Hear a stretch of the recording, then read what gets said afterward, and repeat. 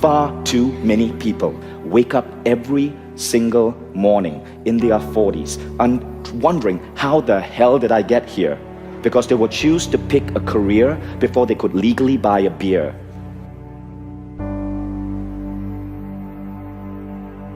Do we really need college degrees? We train our kids from the time they are born to study, not because for the love of learning, but so that they can pass standardized tests. That becomes their goal, pass a standardized test. And then this continues. Then you have to get a good GPA in college. Then you got to apply to grad school. Then you got to do well on your LSAT so you can become a lawyer. But why do people even want to have these careers in the first place? Often we have 18 and 19-year-olds choosing means goals rather than ends goals. Do you know, for example, that 50% of female lawyers are clinically depressed? But why do people become lawyers? Because they see it on TV, they don't know better. They watch shows like Ally McBeal, like law school applications went up after LA Law and Ally McBeal. And so what happens is, you have all these people blindly following the herd like sheep. Now why does this happen? Means goals. The goal in their head was a means to an end. But what happens if you get rid of the mean and you directly pursue the end? So what are the ends? What are the end goals? Well, of course, happiness is one, right? But happiness is a little bit too vague. What are truly the end goals that define us, that make us lead awesome lives, that will make us know that on the day we die, we did not waste it? So the thing is, there are three things that if you answer these three questions, it sets you on the path to end goals. Now, the first one is, what experiences do I want in my life? The second is, how do I want to grow? And the third is, how do I want to contribute to the world? Experiences, growth, contribution. Why did I pick these three? Well, I pick experiences because I believe that we are souls having a physical experience. As C.S. Lewis said, right?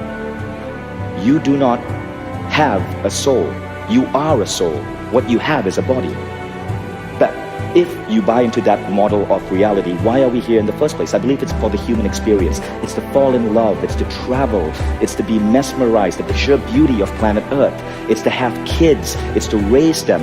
It's to pay huge bills to send them off to colleges, which don't make any sense in the first place. It's the human experience, and it's beautiful.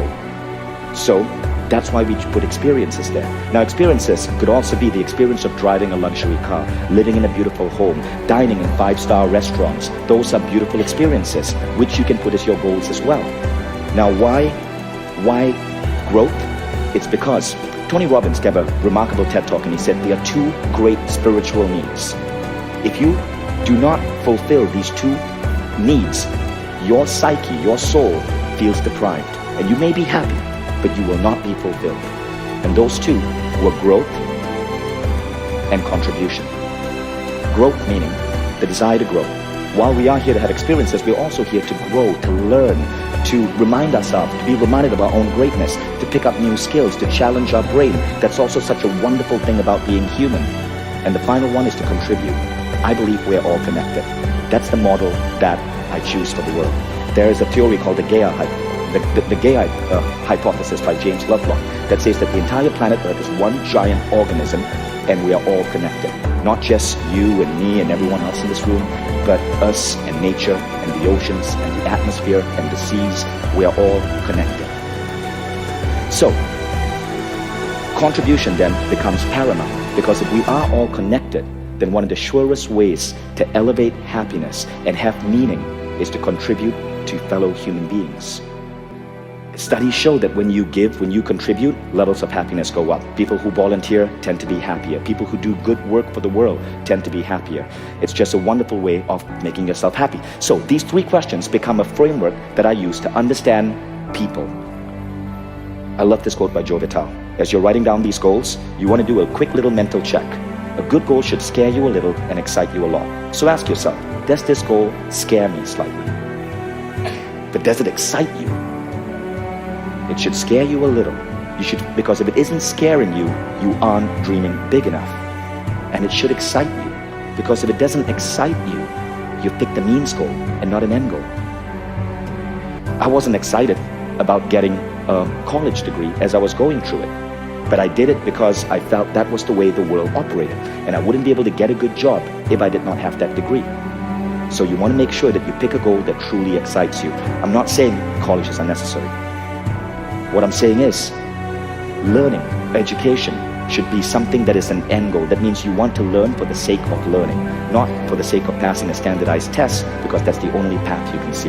Okay, so the good goals must scare you a little. That's your check to know that you're dreaming bigger. And they should excite you. That's your check to know that you've picked a worthy end goal.